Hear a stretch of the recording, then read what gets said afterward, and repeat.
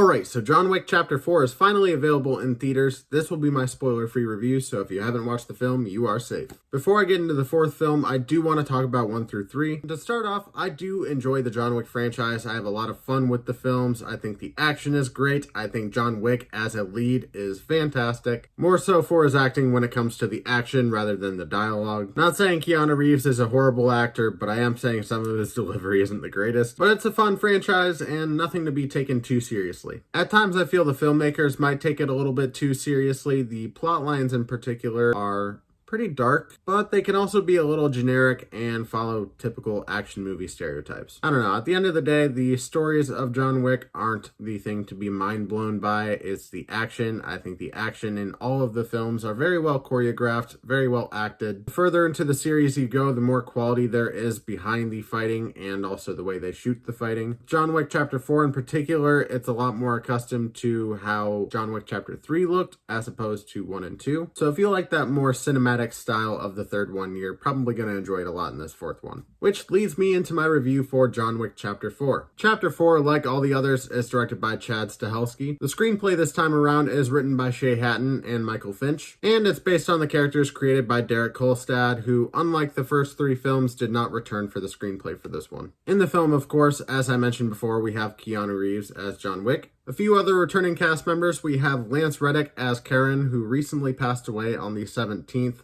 Just wanted to mention him first. Somber seeing him in this movie for sure, but still good seeing him in here. Also returning in the film, we have Ian McShane as Winston and Lawrence Fishburne as Bowery King. And for the new cast members in here, we have Bill Skarsgård as Marquis. His character is the main villain of the film, but we also have another villain in Donnie Yen as Kane. And we also have Shamir Anderson as Tracker. Now this might be a little bit of a spoiler, but I'm going to say it right now. Any of the returning cast members, aside from Keanu Reeves, really don't get that much to do in this film. So with that said, I'm mainly just going to talk about the new characters. I'll start with Shamir Anderson as Tracker. He's the one I have the least to say about. I don't mind him in the film, but at the same time, his character doesn't always feel the most necessary. He's basically just there to be the character with the dog. Going to Donnie Yen as Kane, he is my favorite character of the movie. He overshadows John Wick in my opinion.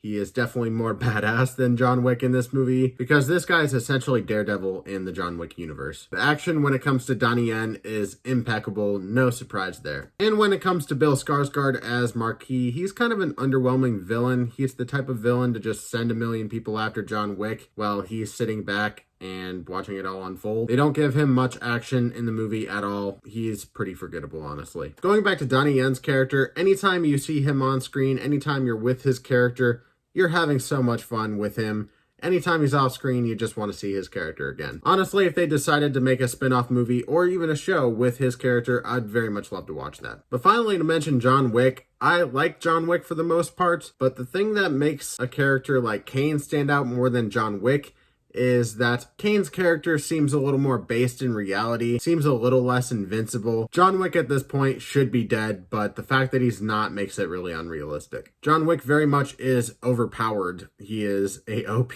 character. That is what he's known for, but it gets a little old after a while, especially when this movie right here is 95% action. For some people, having 95% action in a movie that's almost 3 hours long is not going to be a complaint for you. You're going to be very happy with that. You're going to be very satisfied. That's exactly what you're going into it for. For me personally, I need a little bit more to latch on to than just pure action scenes. While the action set pieces and the fight choreography and the stunt work might be some of the best of this franchise, if not some of the best from any action franchise in general, it still is a little overdone. In a film that's 2 hours and 49 minutes with credits, you're probably getting about 2 hours and maybe 25 to 30 minutes of just action. I might be exaggerating a little bit, but still it's pretty close to that. At the end of the day, is this the best John Wick movie? I don't think so. Is this the best John Wick sequel? Honestly, still don't think so. It's a film that has its fair share of things to be impressed by, but also its fair share of things to have issues with. But honestly, that's just my review. I have a feeling a lot of people are going to like this movie. I have a feeling it's going to do really really well in the theaters. But for me, going into it, I already knew that I had a lot of issues with the John Wick franchise in general, so there was going to be a really good chance of me having issues with this film. So at the end of the day, 2023's John Wick Chapter 4 is a discounted ticket. If you're a fan of the John Wick franchise, there's a really good chance you're going to love this movie here. If you're not that big of a fan of the franchise, there's a decent chance you'll feel about the same as I do. But have you seen 2023's John Wick Chapter 4? Tell me down in the comments below, what did you think? Did you love it? Did you hate it? Are you in the middle? Have you not seen it? Are you planning on watching it anytime soon? Why not? Comment that down below as well. Really, any comments you have for me, I'd very much appreciate hearing from you. I respond to as much as I can. But do me a favor and leave a like on this video, subscribe, hit that notification bell so you never miss an upload, and I will see you in the next one.